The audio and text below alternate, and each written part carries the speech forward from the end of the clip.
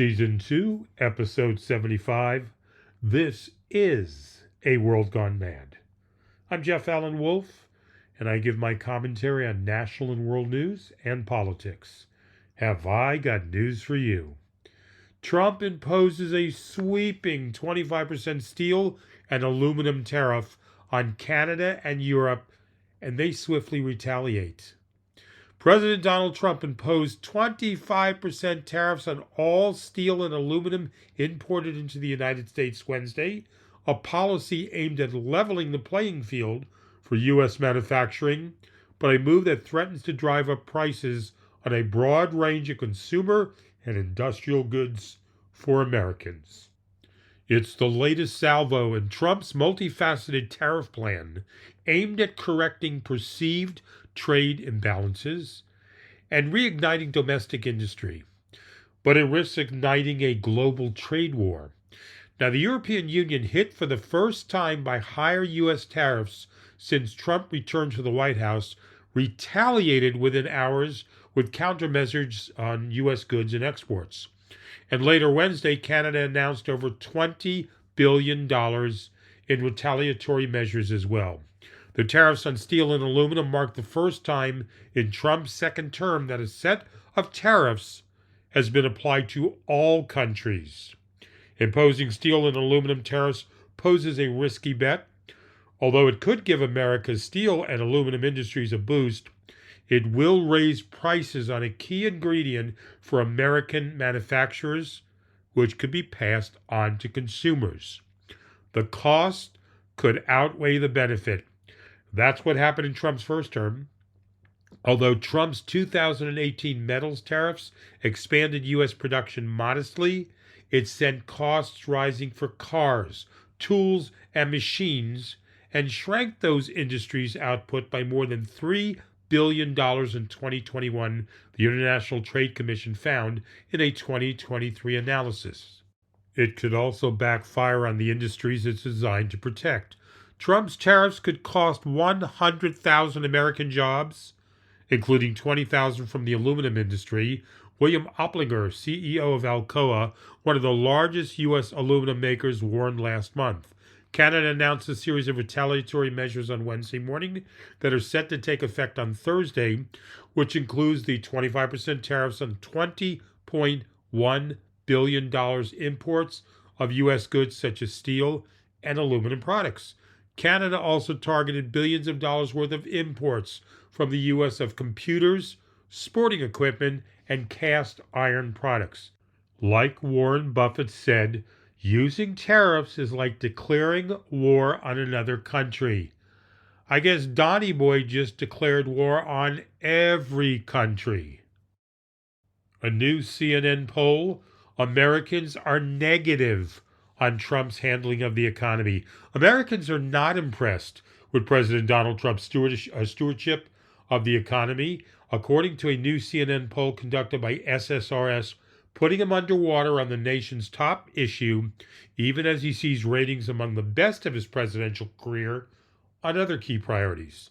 As markets slide and investors worry in response to Trump's trade policies, a 56% majority of the public disapproves of his handling of the economy, worse than at any point during his first term in office. By contrast, the 51% who now say they approve of his work on immigration, headlined by stricter enforcement efforts, is 7 points higher than at any point during his first term. Americans are closely divided over Trump's performance so far in handling the federal budget and managing the federal government. 48% approve on each, with about half disapproving, while giving him lower ratings for his work on health care policy, 43%, foreign affairs, 42%, and tariffs, 39%. Trump's overall job approval rating currently stands at 45%, with 54% disapproving, in line with the numbers he saw in March 2017, and matching his highest ratings for his first term in office. Overall, 35% of Americans say things in the country are going well, a rise from 29% in January, reflecting a surge in positive sentiment within the GOP. His ratings remain highly polarized, with Republicans roughly 10 times as likely as Democrats to approve of his job performance. There's overwhelming agreement across party lines that Trump's use of presidential power reflects a break from historical precedent. An 86% majority of Americans, including more than 3/4 of adults in each party, say that Trump is taking a completely different approach to presidential power in comparison to past presidents, with 49% calling this a bad thing and 37% saying it's a good thing. Just 14% say his approach to his second term has been generally in line with past presidents. Now, just 35% of Americans express a positive view of Musk, with 53% rating him negatively and 11% offering no opinion, making him both better known and more substantially unpopular than Vice President J.D. Vance, whom 33% of Americans rate favorably and 44% unfavorably, with 23% having no opinion. Roughly 6 in 10 Americans say that Musk has neither the right experience nor the right judgment to make changes to the way the government works. There is uneasiness about Musk even among some of the president's supporters. 28% of those who see Trump's changes to the government as necessary. They doubt the tech billionaire has the judgment to carry them out. Speaker Mike Johnson and Republicans are at odds over January 6 investigation. Republicans are at a standstill over their investigation, relitigating the January 6, 2021 attack on the U.S. Capitol, with House Speaker Mike Johnson and the Republicans leading the effort, disagreeing on how to move forward. Johnson wants Republicans to stop investigating the former January 6 committee, including former GOP Representative Liz Cheney, and narrow its focus, according to 3 sources familiar with the negotiations. But GOP Representative Barry Loudermilk, who has been tapped to helm the probe, would prefer a broader mandate, a position backed by some officials at the White House. President Donald Trump told Johnson before he took office that he wanted this investigation to be a priority. The tapered scope would also prohibit the investigation from looking at security preparedness leading up to the attack and how to improve security at the U.S. Capitol going forward, the sources added. These aren't normal times. Frustrated Democrats demand their leaders do more to meet the moment. 73% of Democratic voters in a recent CNN poll says the party's caucus in Congress is doing too little to oppose Trump. In their view, Democrat Senator John Fetterman of Pennsylvania and other Washington Democrats are enabling illegal firings across the federal workforce and the erosion of the rule of law. I understand the importance of bipartisanship in normal times, but these aren't normal times, said Robert Lepartito, a 69-year-old retired music librarian from Pennsport. Lepartito argues the party needs to be more dogmatic and is not sympathetic to the needle that purple state Democrats believe they must thread. It's not just a matter of trying to find consensus when someone is literally dismantling our institutions right before our eyes and turning on our allies. I mean, there's no middle ground for that, he said. Another person said, if we elected you, then you need to fight. You need to grow a spine and fight for us, said 64-year-old Joyce Metter of Abington Township. Democrats have begun sounding the alarm over Republican plans to pay for extension of tax cuts by slashing hundreds of billions of dollars in government spending, possibly including cuts to Medicaid. More immediately, the federal government will shut down Friday if Congress doesn't pass funding legislation.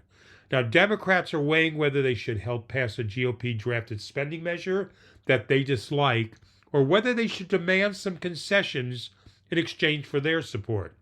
It's not just progressives who are peeved. Longtime Philadelphia attorney Michelle Flammer describes herself as a centrist. Still, she feels compelled to protest her own party because the people she voted for, she says, should feel accountable to her. In my view, our nation's on fire. We are actually in a constitutional crisis right now, the 68-year-old said in an interview on her porch in West Philadelphia. She was in disbelief when House Minority Leader Hakeem Jeffries wondered at a news conference last month how much power Democrats have in Trump's Washington.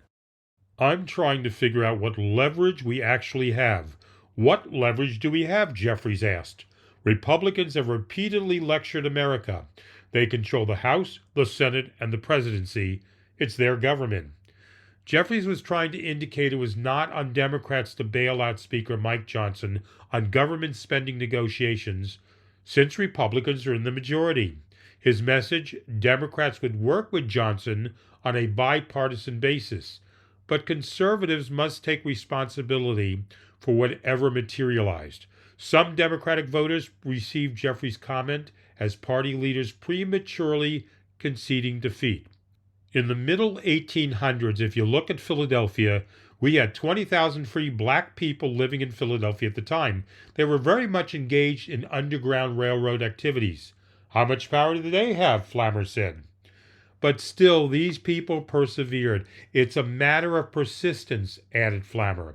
Many Democrats want more from their party.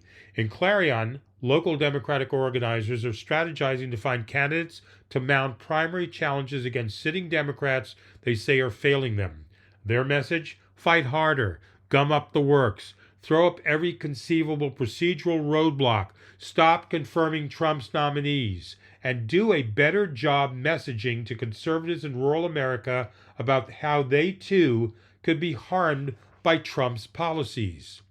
Aware of the unrest among the party faithful, Democratic National Committee Chair Ken Martin and Jeffries held a national call last week to lay out actions they are taking to address voters' concerns. We have a plan.